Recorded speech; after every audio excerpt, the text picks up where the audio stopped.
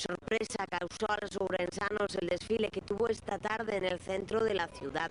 Las tropas imperiales de la saga Star Wars recorrían las calles acompañados por los 10 mejores coches tuneados de Galicia en la especialidad de neones. Darth Vader y compañía invadieron Ourense con motivo de la clausura del primer ciclo de cine fantástico.